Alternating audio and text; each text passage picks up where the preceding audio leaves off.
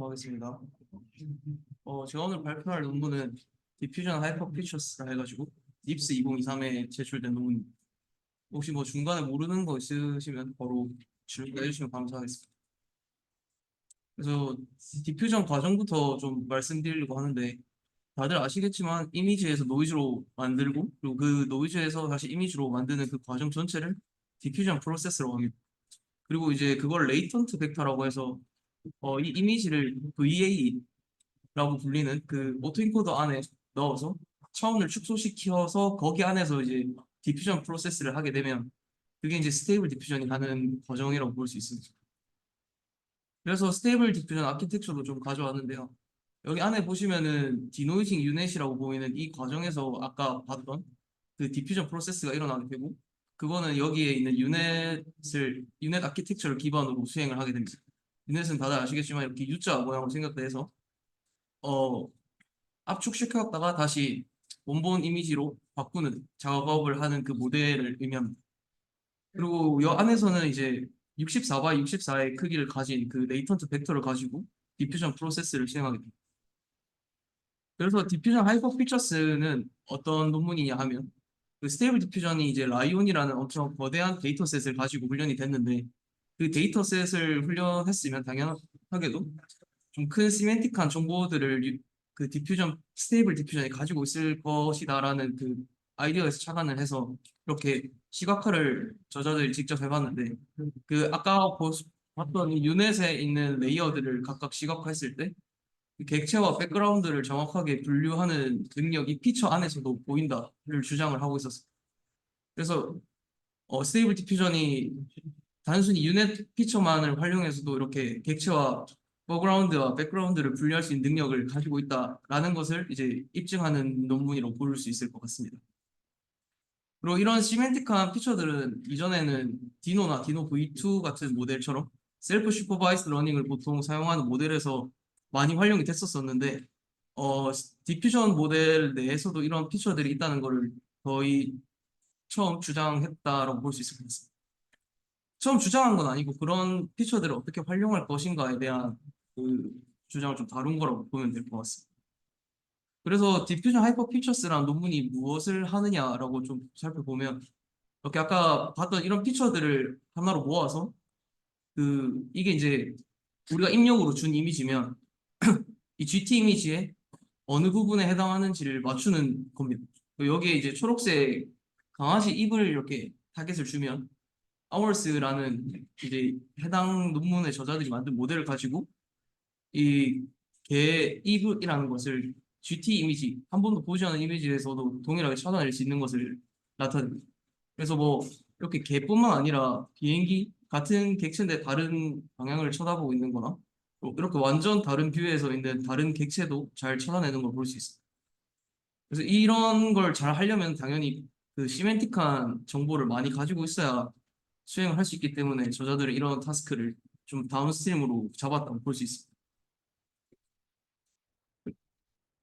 그것뿐만 아니라 이제 이것도 뭐 댄스 와핑이라고 해가지고 생성하는 생성 모델을 쓰는 건데 이런 소스 이미지를 넣었을 때 그 소스 이미지에 해당하는 피처를 정확하게 그 모델이 알고 있어야 고양이 얼굴이면 얼굴, 뭐 다리면 다리 이런 식으로 이제 찾아낼 수 있게 되고 그걸 타겟 이미지에 정확하게 매핑을 시켜서 그 이미지를 이렇게 소스 이미지를 이 타겟 이미지에 그 매핑시키는 걸 볼 수 있습니다.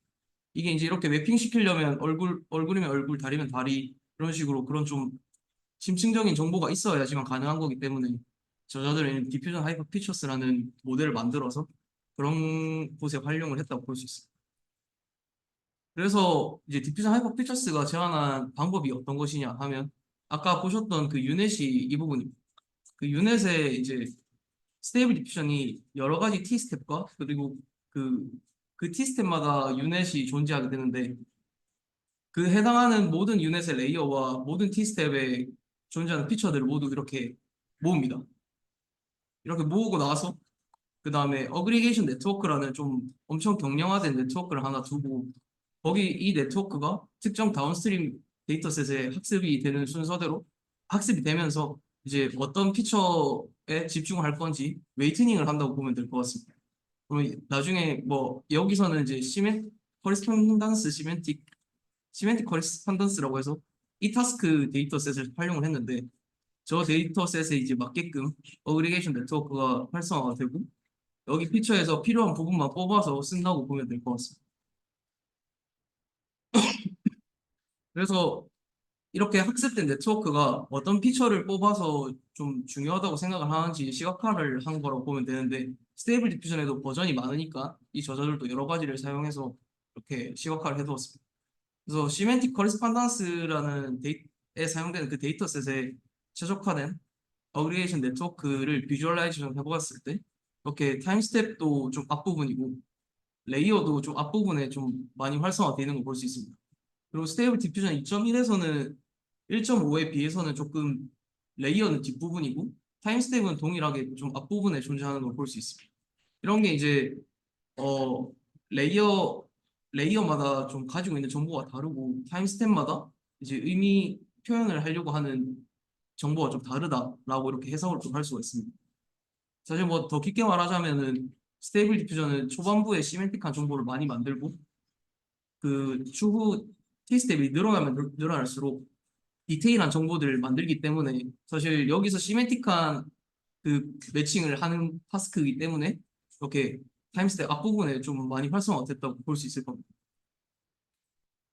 그래서 방금 말씀드렸던 그 시멘틱한 정보를 가지고 있다라는 걸 또 보여주는 그 시각화 자료인데 이제 제너레이션이라고 하는 게 그 노이즈에서 이제 원본 어떤 이미지를 만들 때 그 디노이징 하는 그 과정을 제너레이션이라고 저자들은 이야기했고 인버전은 이제 원본 이미지에서 노이즈를 줘서 완전 노이즈로 만드는 그 과정을 의미하게 됩니다.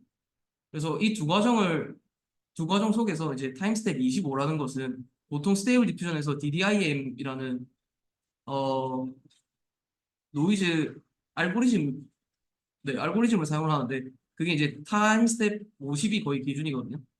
근데 거기서 딱 절반 정도에서 시각화를 했다고 보면 될 것 같습니다.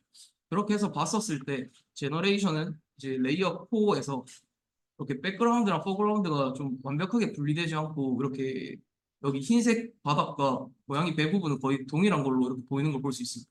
그뿐만 아니라 레이어 10에서도 이제 그 좀 디테일한 정보들을 표현을 잘 못하는 걸 볼 수 있습니다. 이 오른쪽에 비하면.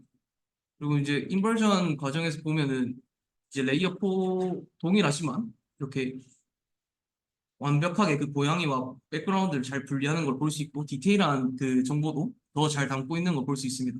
이건 이건 제가 생각하기에는 이제 인버전 과정이 원본 이미지에서 노이즈를 추구하는 거기 때문에 아무래도 노이즈에서 원본 이미지를 만드는 것보다 좀 더 빠르게 그러니까 원본 이미지의 정보를 많이 가지고 있을 수 있어서 이렇게 빠르게 분류가 가능할 것이라고 저는 생각을 하고 있습니다. 그리고 뭐 이전에서도 그렇게 계속 말을 했었고 그래서 사실 엄청 간단합니다. 이렇게 어그리게이션 네트워크를 활용하겠다라는 게 이 논문의 그냥 메인 컨트리뷰션이고 이거는 좀 디테일한 포인트인데 제가 어쨌든 이걸 쓰려고 코드를 좀 살펴보면서 본 건데 트랜스포머 이제 유닛 안에 그 컨디션을 주입할 때 트랜스포머의 크로스 어텐션을 통해서 이제 프롬프트를 주입하게 됩니다. 근데 그 프롬프트를 주입하게 되면 이제 그 프롬프트의 용량이 피처에 생기게 되니까 그 딱 크로스 어텐션이 들어가기 전 유넷의 그 레즈넷 부분을 뽑아서 활용하게 됩니다. 그리고 모든 T스텝을 제가 다 활용한다고 했었는데 실제로 코드 구현에서는 T스텝을 5마다 이제 추출해서 활용하고 있습니다. 그리고 그 이외의 부분은 사실 좀 많이 디테일한 부분이라서 넘어가고 그리고 버틀넷 같은 경우에는 다들 아시겠지만 레즈넷에서 제한된 방법이고 그 레즈넷의 이제 유넷 안에 있다고 보시면 될 것 같습니다. 그리고 원본 이미지를 아까 전에 말한 이 인버전 과정에서 원본 이미지를 노이즈를 점점 주면서 피처를 뽑아낸다고 말했었는데 그런 과정을 할 때는 사실 프롬프트가 필요가 없으니까 이렇게 널 프롬프트라고 하는 아무것도 적지 않는 프롬프트를 사용을 하게 되고 그게 클래시파이어 프리 가이던스라는 것과 좀 상충이 돼서 이제 CFG를 사용하지 않게 됩니다. 이거는 제가 이전에 발표한 적도 있어서 한번 살펴보면 좋을 것 같습니다. 그래서 이런 방법론을 사용해서 어떻게 결과가 나오냐? 결국 저자들이 하려고 했던 거는 시멘틱 커리스pondence여서 이렇게 특정 프롬프트를 주고 이미지를 생성했을 때 그 GT와 유사한 이미지를 일단 만들어내야겠죠. 그러려면 그 프롬프트 자체가 GT랑 유사한 거를 줘야 되고 이렇게 만들어졌을 때 에펠탑 부분에 다리 지금 보이시겠지만 다리 부분을 다른 모델에 비해서 잘 분류하는 걸 볼 수 있습니다.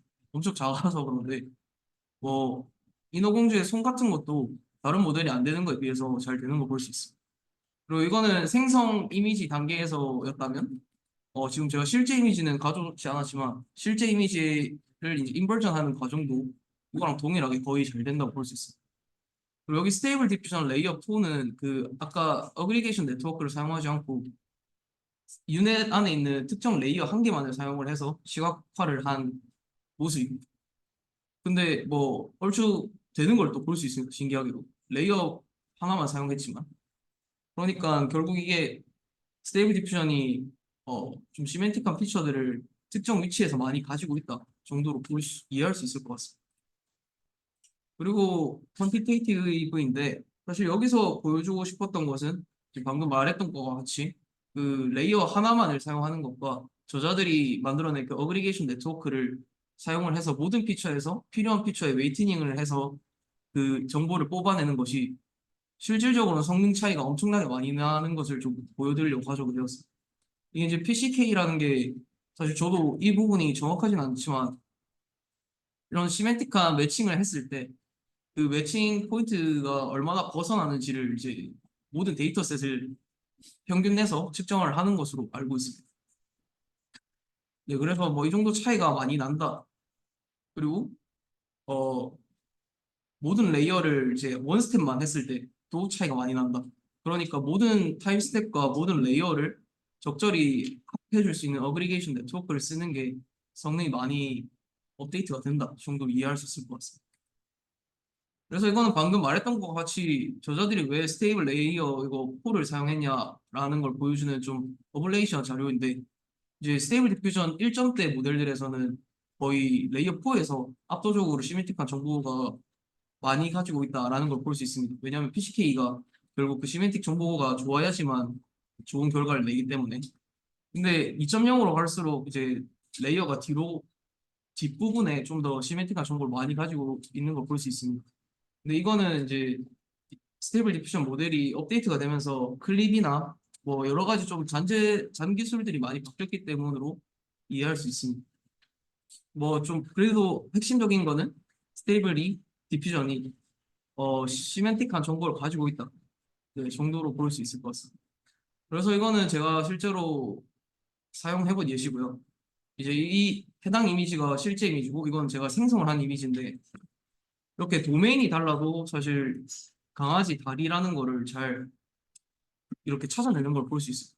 얘는 실제 이미지고 생성 이미지는 완전히 다를 텐데. 그리고 이거는 그 유넷에 있는 그 피처들을 제가 시각화해 본 겁니다. 원래는 어그리게이션 네트워크를 통해서 조사들을 하는데 저는 어그리게이션 네트워크 없이도 원래 시멘틱한 정보를 스테이블 디퓨전에 가지고 있는지를 보려고 일단 시각화를 해봤고요. 모든 채널에 대해서 평균을 때려서 시각화를 했었을 때 타임스텝 1번에서 이렇게 거의 객체가 조금 보이는 거 볼 수 있습니다. 그리고 타임스텝 25로 이제 50으로 갈수록 거의 노이즈가 되니까 사실 이렇게 점점 없어지는 모습을 또 볼 수 있고요.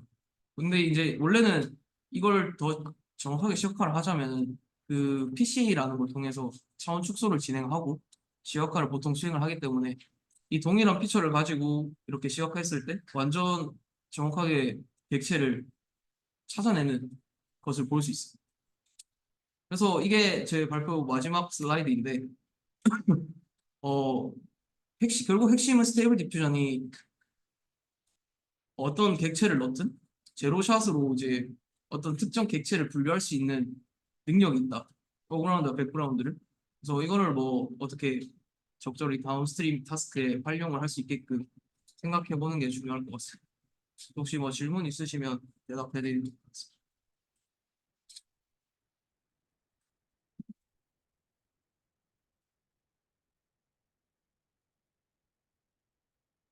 질문 없나요?